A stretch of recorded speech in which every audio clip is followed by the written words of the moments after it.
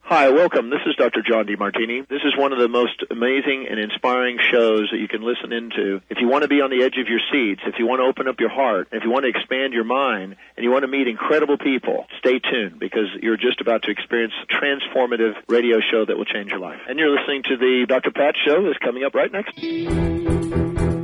Welcome to the Dr. Pat Show. Talk radio to thrive by. Powerful, inspiring, and coming to you live, bringing you stories of people like you and me, busting through and living life full out. Get ready to dare to wonder what your life would be like if you knew you could not fail.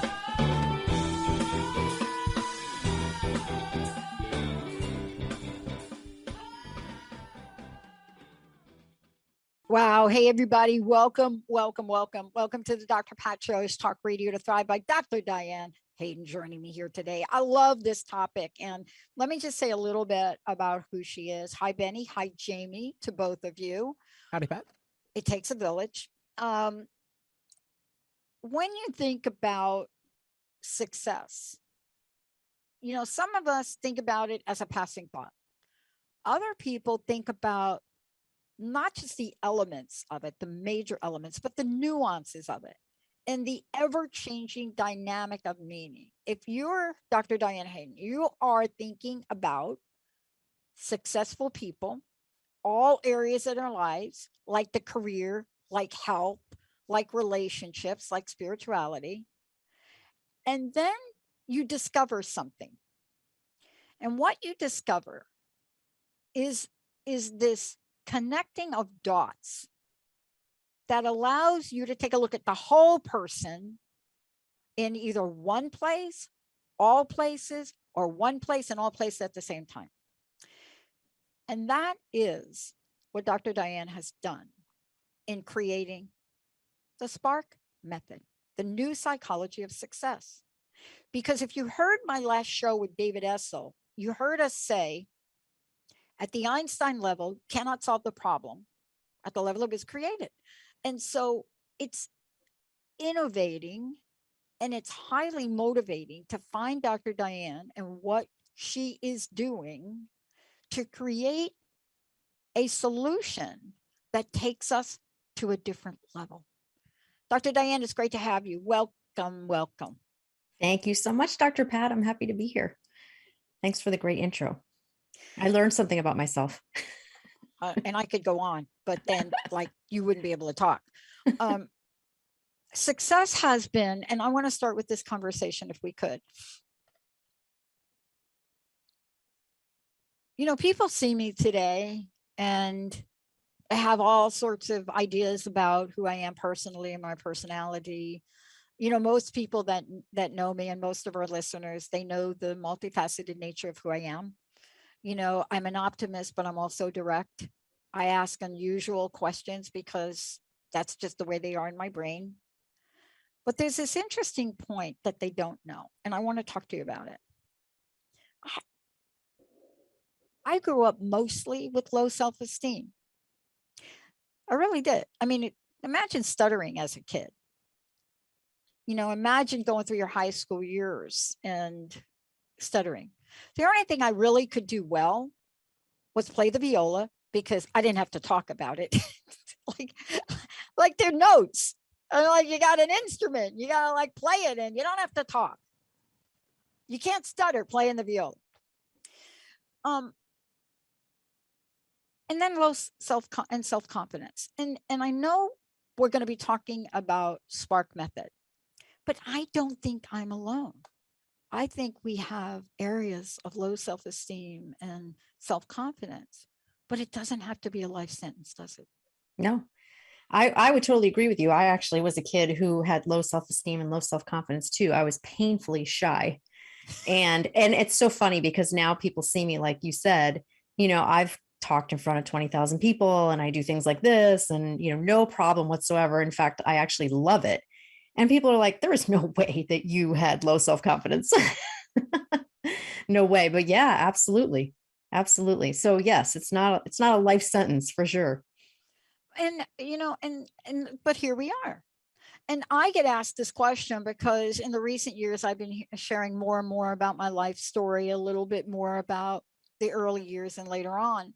And I always get the question, from time to time, how did you go from that place to like that can do attitude? Now, I'm going to ask you that question because every time I got asked that, I don't have like a magic answer. I don't have a method to point to. But as I was getting ready for this show, you do. How did you do it? Good question. Well, before I get into that, just one thing I wanted to point out is you were just talking about the commonality of us growing up with low self-esteem, low self-confidence, and then transitioning into kind of like 180 degrees. When I look at the kids that I grew up with, and I look at some of the ones that I thought had like the most self-confidence, like the captain of the football team and the cheerleaders and the girls who were prom queen and whatever. There's a lot of them, and maybe this is an anomaly of where I grew up, but I don't think so. A lot of those people now I find have really not done a lot with their life. And it's almost like they have low self-confidence now. And I just find that fascinating. It's like, you would think that those would be the people that would have gone on to do like amazing things. I don't know. So it's just interesting. It seems like kind of a flip-flop sort of thing to me. And I don't have an answer as to why. It's just an observation for sure. But can we just tap into that for a minute? Because I think this is why I love talking with you. I want to tap into it for a minute. And, I want to talk it. I don't know why all these things are coming up for me. It's like, I'm getting these like flashback thingies. But I had a mentor say something to me, just one of the most incredible mentors. She passed away really suddenly on a trip that I was actually supposed to be on with her in a car accident. And took me on my first vision quest. And we're sitting,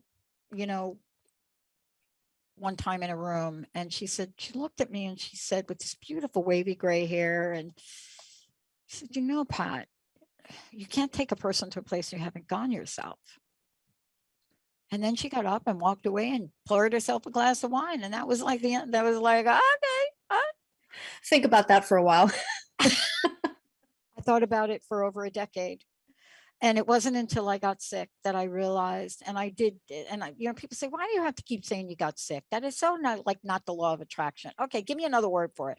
Okay, I came down with a mystery disease in 2004. Okay, but it was then that I realized that when you're brought to your knees, sometimes you have a choice. You can go to a place of extreme judgment or a place of extreme non-judgment and compassion. And I want to ask you this question too, is what can we do to help people realize we have that power within? Because I don't really wish coming down with a mystery disease that may kill you as a way to get to that answer. And so working with you, Dr. Diane, is probably a better idea. Yeah, definitely. Well, I didn't have a mystery disease, but I did have some things that happened to me that I certainly wouldn't wish on anyone. Like my father passed away very quickly when I was, I'll say it's young. I was 27. I had to redo my dissertation because I didn't pass my defense the first time for myriad of strange coincidences. I had jobs that I loved that I had to leave or that just ended. I mean, I broke off an engagement. I mean, there are all these things that kind of happen in your life that as you're going along, you don't really think about them. I mean, you're in it. So you're not thinking like, oh, well, how is this going to shape me? Who am I going to become? What is the impact? You're not thinking about any of that when it's happening to you. But then when you wind up in a place and then you look back like, oh, how did I get here? Like, where did I get the self-confidence? I feel like it's kind of a lot of those things that happen to you. And yes, absolutely. There are things that you can do. Like I push myself, part of the things that I teach my clients are, how do you gain self-confidence? You got to constantly push yourself past the fear. You got to put yourself in a position of fear and move past that. You got to do things that challenge yourself. You have to, climb Cathedral Rock in Sedona if you're scared of heights. I skydived. There you go. I don't know that I love what you're talking about. And I want to keep rolling here. As a matter of fact, I think I want to actually skip the break here. For those of you that are just tuning in, Dr. Diane Hayden is joining me here today, and we're talking about the SPARK method. And I want to make sure all of y'all have a lot of information. But first and foremost, Dr. Diane, let's direct people to the best place they can find out about you, find out about SPARK method.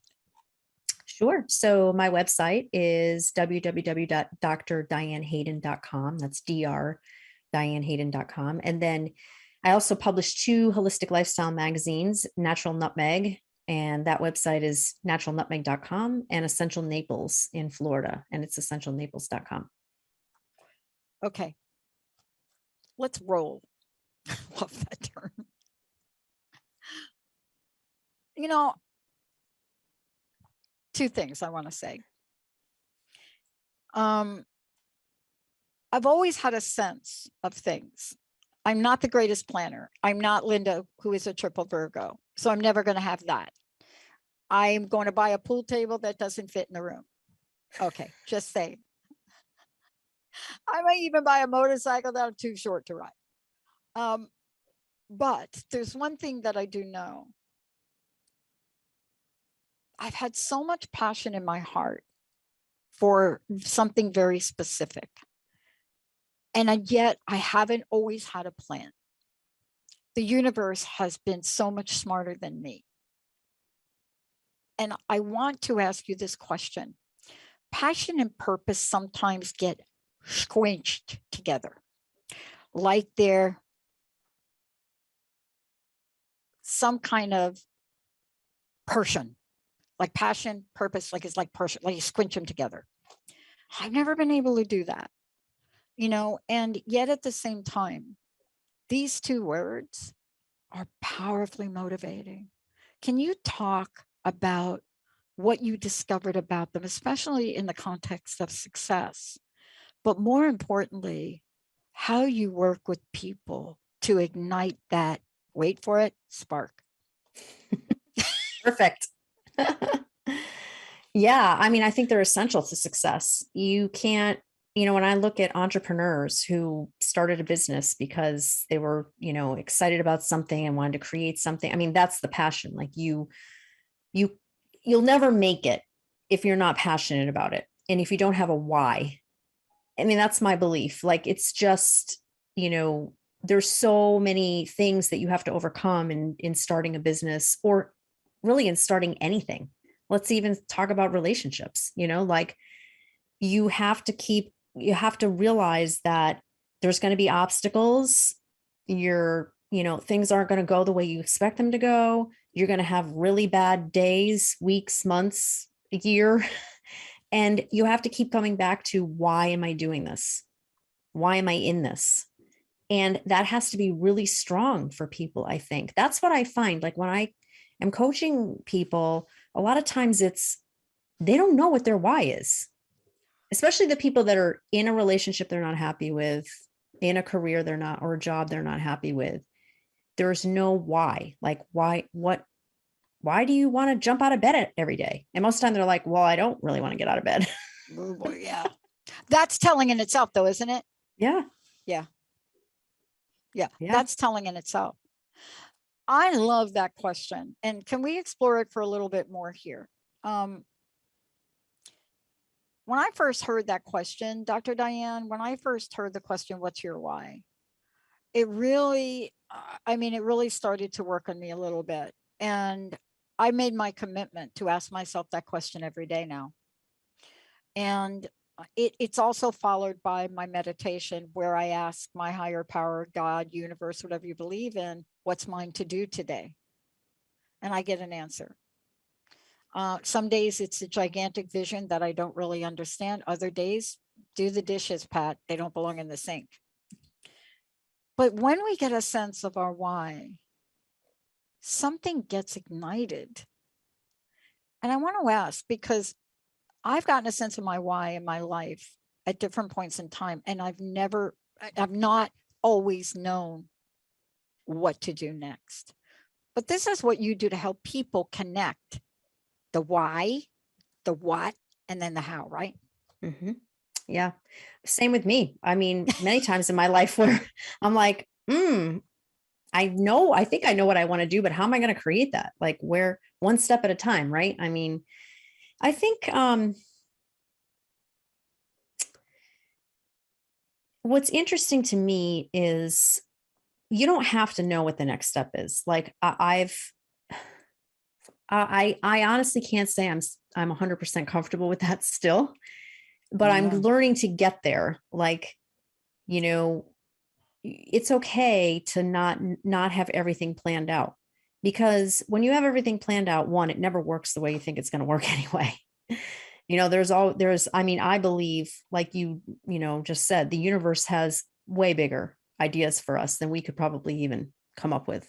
I never knew, if you told me 20 years ago that I'd be publishing 3 magazines, I would be like, what are you, crazy? Like, I don't know anything about publishing a magazine. And yet there it is, right? Like Yeah. the opportunity fell in my lap and I took it and ran with it. So you're not going to always know what the next step is. But if you can keep coming back to, what do I love to do? Like my show this morning was about passion and purpose. I did the whole show about that. Yeah. And essentially I teach people to go on a passion quest, to take Mm. as much time as they want. I mean, I still have the journal where I write things down. It's kind of an ongoing process for me, but take a weekend, take a month, take a year even, and just write down everything that you are passionate about doing. What is it that you would do every day if you didn't get paid, if you didn't have to worry about money? And then look at what the commonalities are and figure out, like, can you draw a thread? Like my purpose and things I'm passionate about are teaching, educating, speaking, travel. And I look at, oh, okay, now I've actually combined all of those things into what I do now for these magazines. I didn't know that 15 years ago that was Yeah. going to happen. Yeah. Yeah. See, I love that.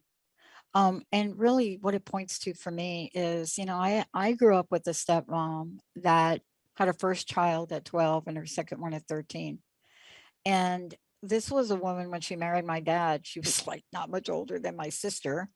And my dad, of course, was like 25 years older. But I learned so much from her young year wisdom, right? And she would say things that would literally make you think 30 years later it would hit you. But there's this thing we run into. And I found this in when the movie The Secret came out, and then some other people were getting disappointed by feeling they don't have a special purpose. Now, my mom, you could talk to my stepmom, and my stepmom would talk about special purposes that had to do with cooking chitlins. And this has been a dilemma for people, confusing and conflicting. What have you found? Oh, I totally agree. First of all, I don't think that a purpose has to be this grandiose thing. Right. Like my mother's a perfect example. She's 87. Her life has basically been about taking care of people. My dad was a type 1 diabetic. She took care of him. Her father died when she was 23. So she basically took care of my grandmother. Like my grandmother lived with us. And that was, my mom's sole purpose was taking care of my father, my grandmother, and me. That was our family unit, just the 4 of us. And then my grandmother went into a nursing home after my father died. And so, every day she would go visit her. She would talk to, sit with other people in the nursing home. My mom's had a very simple life. And yet she's content. Like she doesn't feel like she was supposed to come here for some big, huge thing. I'm completely the opposite. I feel like was supposed to come here for some big, huge thing. She's like, no, my life was about taking care of people. So I never want someone to be discouraged don't compare yourself, don't feel like you have to have this huge purpose. That may not be the point of this lifetime if you believe in multiple lifetimes. And you know what I love about that is when you can really approach things from this, I wish I could say like everybody's like super objective, but if you can approach things from what touches your heart and makes you smile. And when I think about that, growing up, didn't smile a lot. I mean, if you see any of the pictures of me, like when I was a teenager and in my 20s, you'd be like, what the heck is going on with that girl? But there are things that made my heart smile. I don't know how else to say it, right? Even if I didn't smile on the outside, there are. This is really at the core, isn't it, of sparking inspiration, sparking motivation, right? And finding what that is. For some people, it's petting a puppy, right? Mm-hmm. You know, riding a horse. Others, it's helping somebody across the street. I have a friend that he stares at $100 bills an hour a day because he's got a big inspirational, motivational law of attraction. I'm going to make the money. And, you know, I learned a couple of things from him. I don't have an hour a day to do that, but I've got to find it. Yeah. But let's talk about this for a minute, because purpose, passion by themselves is an energy. And we're going to be talking about this later on in the show. By themselves, they can sit, and they can sit for a long time. But I don't know that people that have a passion or a purpose, even my mom with the Friday chitlin things that she actually told us were fried clams, they weren't. So therefore I ate meat on Friday, and I had to do a lot of penance on that. But here we are. People want to do something with their thing. They want to do something with their purpose and passion. Have you found that? And what do we do to help people that probably think, I've lost it? It's gone, Dr. Diane. It's gone. I think actually that's a great place to be. Which, oh boy, I've been there. Yeah, right. Like, to me, that's like a clean slate. You know, if you feel like everything in your life you're not passionate about anymore, wow, something big is going to happen. Mm-hmm. I mean, that's just my intuition, my mindset, that kind of thing. I think you can create anything. You just have to give yourself the space and time to figure out what is it I'm passionate about. Because I think people who feel like, or have found themselves in a place where they're just not passionate about their job anymore, or their relationship, or whatever it is, or maybe they're having a health issue, you didn't get there overnight. There were signs, there were red flags, there was whatever going on that you kind of just like, brush it off. I'm too busy, can't think about it. What, I got to keep doing what I'm doing just to get by. And one day you wake up and you're like, yeah, I don't want to do any of this anymore. Yeah. So you got to give yourself the time to figure out, you're passionate about something. So my belief, this is funny, real quick. The whole reason I did my show on purpose and passion today was my next door neighbor's writing a book, and he's like, oh, I got some questions for you. And one of his questions was, do you believe that everybody came here with a purpose, that everybody comes here with a purpose? I'm like, yes, but I don't believe that everybody knows what it is or even thinks about it. So we all have it. I believe we all have it. Yep. I think we can lose it. I think most of us probably do lose it, from time to time throughout our lives. Yep. And you can get it back. But Yep. you got to give yourself the space to do that. Maybe that's even going on a silent retreat, yep. which I've done, just to, quiet everything so you can listen. What is my soul really calling me to do? I love that you shared that. For me, I was never going to give myself the time to do that. The universe was so much smarter than me. It knew for me at a very young age. And I've talked about this a lot. I mean, I turned to Linda when I was in my 21ish or something. And I said to her, we're walking down the halls of Bell Labs. And I'm like, hey, I'm going to get a Ph.D. And then Linda looks at me and she says, oh, absolutely. And I said, what exactly is that? See, I didn't want a Ph.D. to become like Dr. Pat. All the Ph.D. people I delivered mail to were the happiest people I had ever met.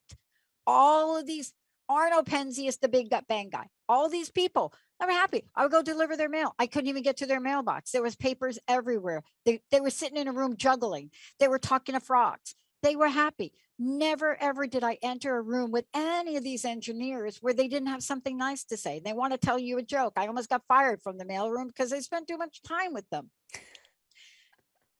Did I do it right away? No. Did I ever lose that? No.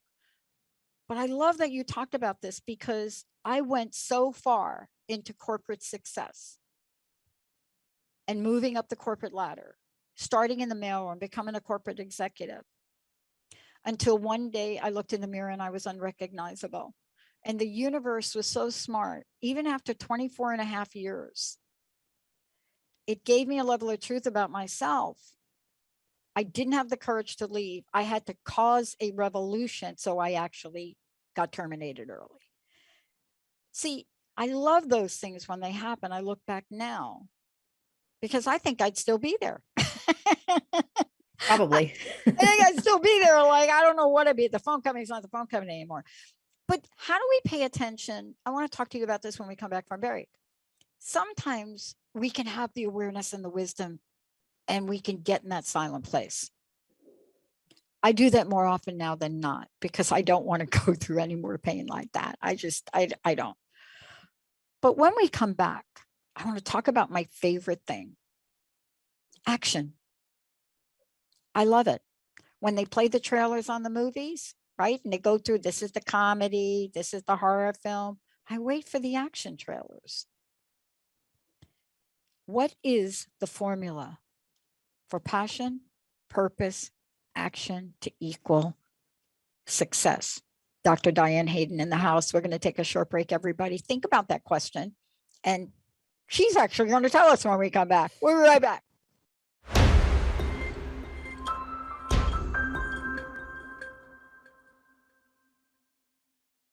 Hey, everybody, welcome back. The Spark Method, the new psychology of success with Dr. Diane Hayden. And we are talking about, I love what we're talking about because this has been, for me, the conversation about success and passion and purpose. I was very fortunate to grow up with a mom that believed in unlimited possibilities, that believed in everybody had the potential to be president if they wanted or whatever.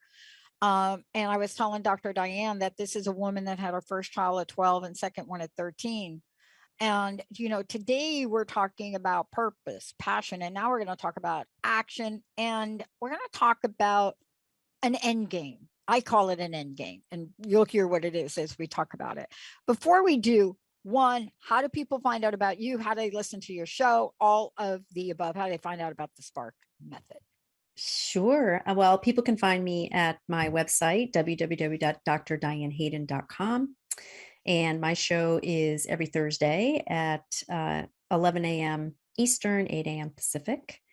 And I have 2 holistic lifestyle magazines, www.naturalnutmeg.com and essentialnaples.com. So I was interviewed once. I've been interviewed a bunch of times, but I remember this one time. And I think it was by my buddy, Steve Maraboli. I can't remember. And we were talking about passion and purpose. And he said, what do you think about that? I said, okay, here's what I think. Passion plus purpose without action is depression. And you could hear a pin drop. And I don't even know what that meant at the time. There's nothing wrong with passion and purpose.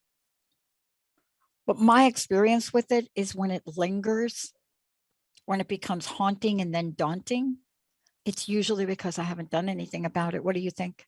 Totally agree. Yeah, totally agree. I think that's your soul's way of being kind of like, what are you doing? Like, we want to do this. Let's do it. Yeah. Because I think like you have this purpose, you want to do this, and yet you're not taking steps to do it. Whether it's fear or you're too consumed with, you don't know how or what or whatnot, but you get into this place of stagnancy. And then I think maybe you start to beat yourself up a little bit, like feeling, oh, I should be doing this. I should, whatever. And yeah, I totally agree with that statement. 100%. And then let's talk about action for a minute. There have been points in time where I've worked with people and they've taken action, but they don't think it's enough, right? Or they'll take action and things don't turn out the way they want. And so what do I mean by that is I remember working with somebody who would be action, and had such a layer of resentment about every action she took and wondered why she wasn't manifesting what she wanted. And I didn't really understand it quite the way I understand it today, but I do know resentment is a number one offender. Sometimes we have to take action and we have to grit and grind our teeth. I had 3 jobs growing up. I had to pay the rent. I didn't want to be homeless again. I was obsessed with not wanting to be homeless again. I had 3 jobs, even if I didn't need 3 jobs. I don't now. I have 1 job that's like 3 jobs. Right. Oh, wait, pattern. But, God. But let's talk about action, right? Because we have gone through over the past decade teachings on things like the law of attraction and manifestation. And people are still baffled why they don't have the lives they want. Yeah. What's up with that? Definitely. Well, so that one took me a long time to figure out. I'm like super high achiever, perfectionist. I'm probably that person that you were just talking about. Like, if they didn't see something manifest overnight, it's like, what am I doing wrong? Why isn't this working out? Have been really hard on myself, sometimes still am, but have been really hard on myself about that. And you got to be in something long enough, I think, to be able to look back and say, wow, look where I came from. Like when I started the magazine 15 years ago, in the first 3 years, I wasn't anywhere near where I wanted to be revenue wise. And I almost gave it up. And I had this conversation. I had this conversation with my partner in the business, is now my ex-husband and ex-partner. That's a whole nother story for another show, but you'll have to come back. But right, exactly. But he had a really good friend who was in sales, and his friend was like, big time, making probably like $250,000-$300,000. And he was like, Diane, you've got a PhD, you've got a background in marketing, you've done sales your entire life. Why are you fooling around with this thing? Like, why don't you, I could get you a job in a second making that kind of money. And so I came away from that meeting and I thought to myself, okay, is that what I really want to do? Why, again, coming back to my why am I doing this magazine? Why do I have my own business? And I said, okay, I'm going to give myself 3 months. If I don't see an improvement in revenue, something like even just a little notch on the dial, then I'm going to consider, this opportunity with this guy. Well, I honestly cannot tell you that I think I did anything different than what I was doing, but with it, something about that deadline or that like line in the sand or whatever, the commitment to, okay, I'm going to see if I can make this work one more time. Within 3 months, we had almost doubled our revenue. Mm. And when I look back at that now, and other times where I've been like ready to just give it up, and I pushed through it, and then we got to another level, and it's happened so many times. It happens to everybody. Like, you think you're not doing anything, you're not doing enough.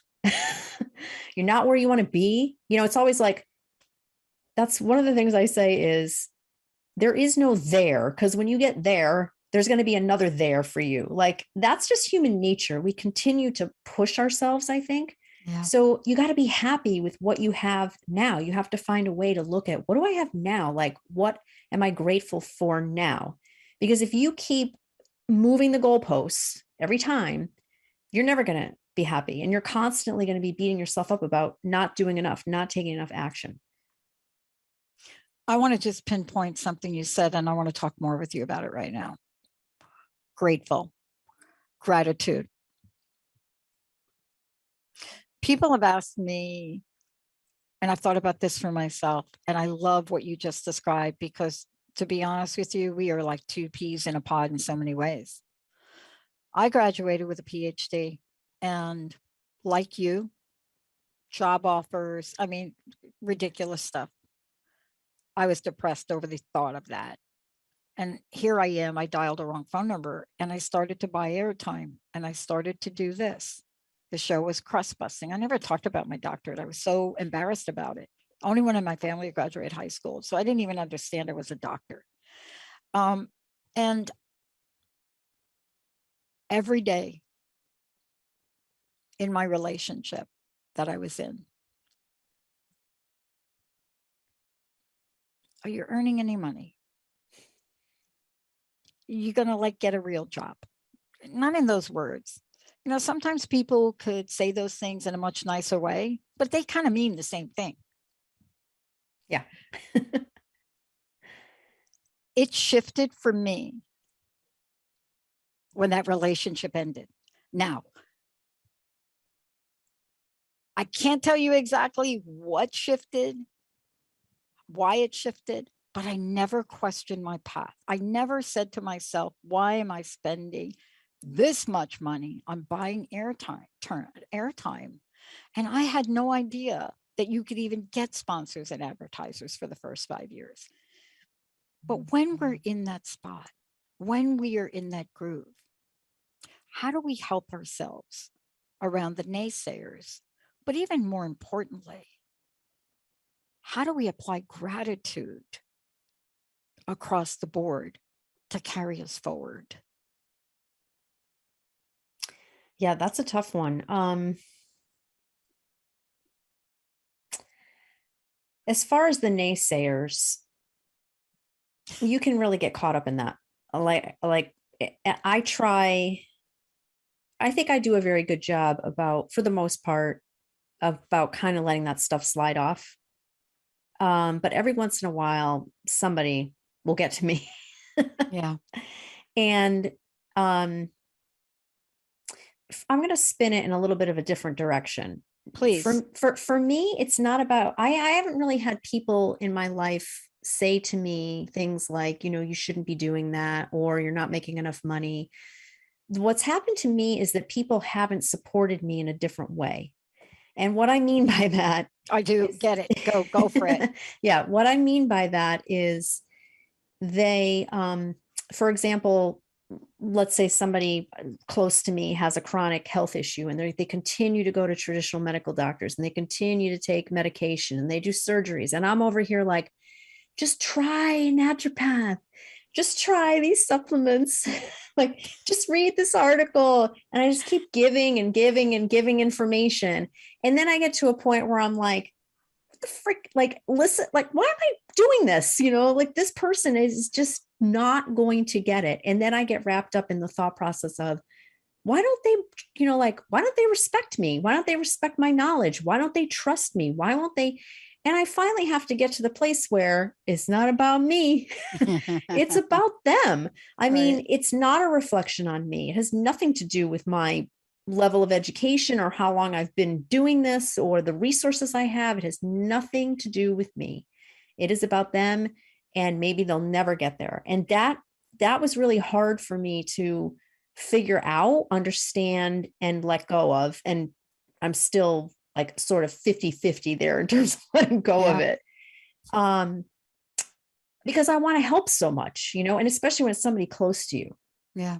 Like I see this person struggling and I want to help so much. And it's like, you know, one of my friends actually said to me, these are the words she said to me. She had this issue and I'm talking to her about a naturopath and blah, blah, blah. She legit said to me, no, I need a real doctor. Yeah. And I was just like, oh, that was like a knife in the heart to me. She's like my best friend. And I'm like, do you even know what you just, and then she walked off, like, didn't have any clue what she said. Like, okay, what does that mean? For 20 years, I've like all these people that I work with are fake doctors. So that's the kind of thing that I struggle with and what I would consider naysayers. Like, how do you get over that? Yeah. And that is such a beautiful example because it shows up in different places, right? And I love that it's not, you know, I love the expression when the light bulb goes on, Dr. Diane, about, you know, that awakening, because that awakening allows us to get to another place. But sometimes it's baffling. And, you know, I just went through something similar where, you know, you believe so much in people's potential. And I think I mentioned this before. I work with a group of women, and out of the gate, I know what's possible because I've lived it and I've done it. I know it for myself. I don't have a magic wand. I don't know what it's going to be like for everybody. But one of the hardest things for me sometimes is when you want to share some steps that you think could make the pathway easier, or when you see potential in people. You know, I worked at the phone company and it was baffling for me when you saw somebody with incredible potential and both yourself and maybe your manager tried to give them direction and guidance, and they just like, I'm just going to do my thing. Ended up, Bob Davis actually fired them. But the point is, it's heartbreaking because you see it. People think resistance and resilience are the same thing. There's like, somebody actually said that to me about 3 weeks ago. And I said, what? They said like, well, Pat, I heard you talk about resilience. So you think resist? I said, no, dude, like look that up, like Google it. And I said, resistance and resilience are strange bedfellows. But show me how resistance will get you to a level of awakening that will get you to what you want in your heart. And let's talk about this for a minute, because I do think resistance and resilience get mixed up. Resilience is a fantastic word, and it's not a cookie cutter, is it? No. So let's talk about that, because once we take this daily action, no matter how small the step, I don't know about you, but some days I could barely get out of bed. And once I got out of bed, I went to the couch with the remote, right? You know, my friend used to knock on my door and drag me to do vinyl siding sales door to door. So let's talk about how we bring passion, purpose, action, and how that could create this beautiful sense of resilience, but not bulldozer resilience. Maybe yes, maybe not. How do we do that? Yeah.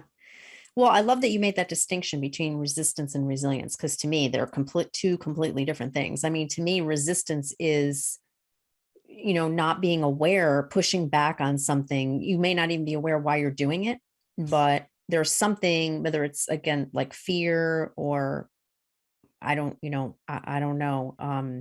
lack of passion, whatever it might be. You just, you know, you should take these steps. You know, you need to do something different. I've had a friend who's been in this career for 30 years and she's hated it for 30 years. And she's an amazing artist. I mean, she could do design for Hallmark, seriously. Like she could do greeting card design. She could be the next Marie Kondo. She's like that kind of interior design, artistic eye.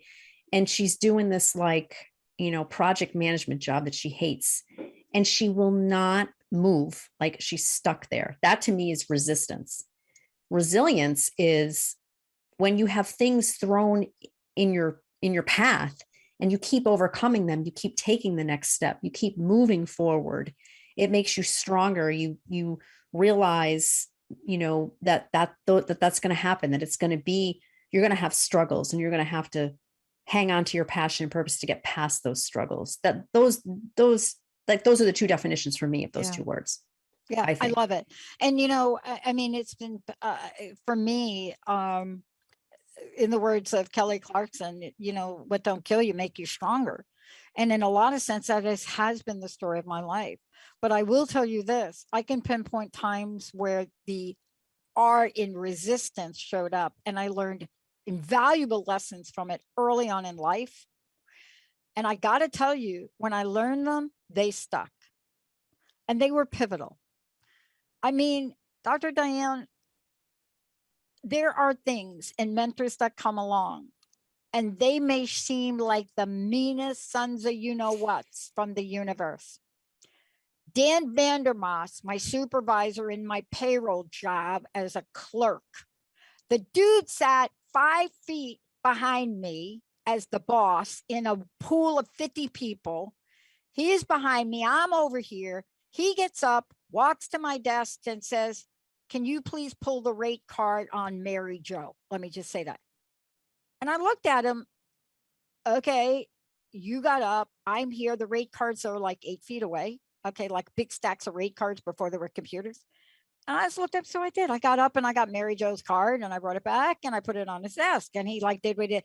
He gets up from his desk and he brings the card and puts it on my desk and says, file Mary Jo. And I said, this was me now in a room of 50 people. You could hear a pin drop after this. Okay, so like I was like 17 or 18. And I said, are you effing kidding me? Are you kidding me? You're here. You get up. You walk around here. I said, I left the file drawer open for you to put. dragged me in a room, in a closet, pretty much. Back in the day, nobody cared. And what he said to me was such a pivotal moment in my life. That was resistance. That was an element of resistance. And the lesson I learned was, this is a job, Pat. He is like your boss. You have just embarrassed your boss in front of 50 other people. And you are like a clerk at about $100 a week. And I learned the action he took by taking me into this room. Everybody in the room was wondering if I would actually come out and go back to my desk or come out and pack up and go. But he said something interesting to me. And what he said was, first of all, if you do that again, you have no career. And then he said,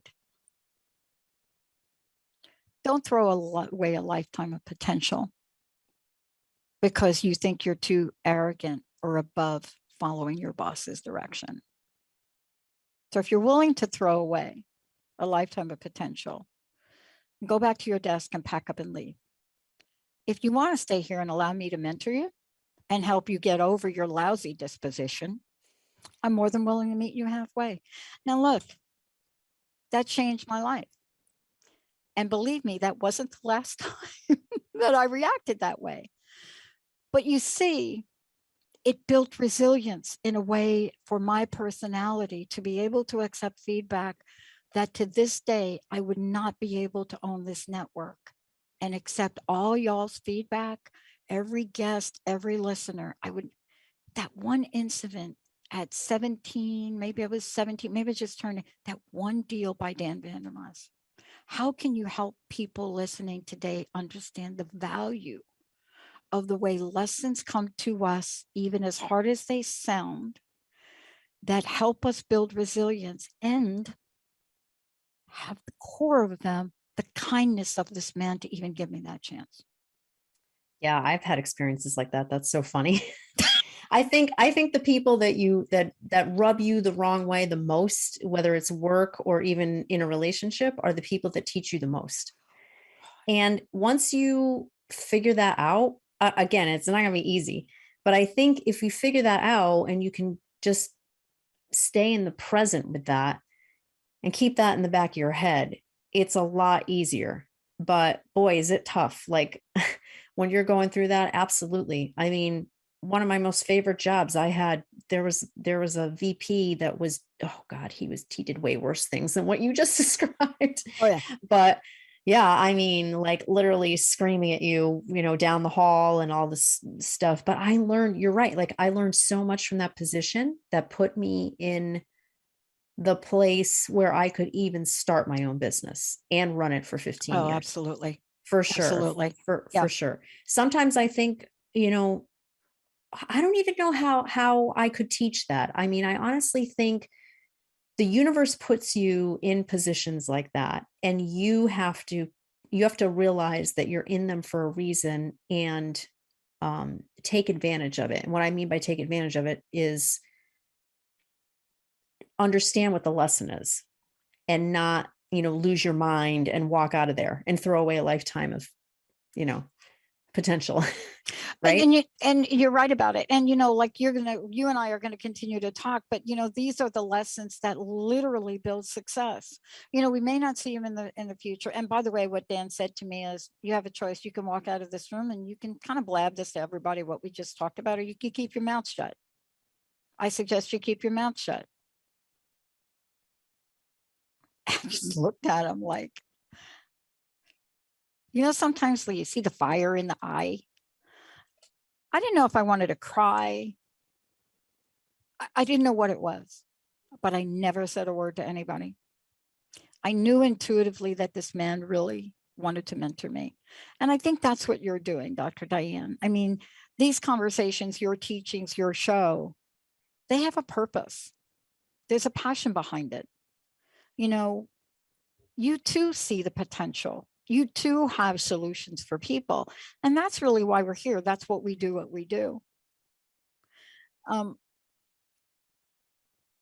I think you can take a horse to water and make them drink, but it's a horrific process. Dr. Diane, thank you for today. How do we find out about you, and what's your personal message? What would you love to leave us with? Sure. Well, you can find me at www.drdianehayden.com, where you can sign up for my Spark method and learn more about me. My personal message, I think when I think about why I put the Spark method together, like how I even came up with it, it was because I saw this commonality, like this whole, every time I looked at who I thought was really successful in all areas of their life, I kept coming up with these characteristics. And, it's a work in progress. I don't have it all mastered. I think it's a lifetime to master all of it. But if we can look at each of them, self-confidence, passion, action, resilience, kindness, focus on them, maybe one each day. What can I do? One thing that I can do in one of these areas today or this week or whatever it is. Then you keep making these tiny steps. And before you know it, you look back and you've got, you accomplished something. You've got, 15 years of a magazine, publishing a magazine, or, having Transformation Talk Radio. It's like, it just didn't happen overnight. It's like the little steps that you take every single day.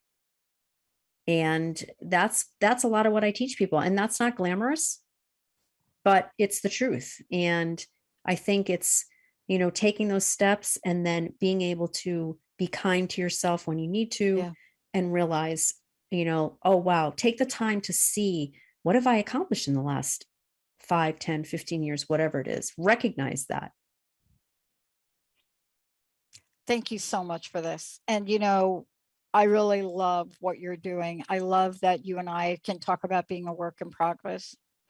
And I'm reflecting upon Dan Vandermas. The thing that I'm struck by, some of the kindest acts towards me have been some of the harshest streams of feedback.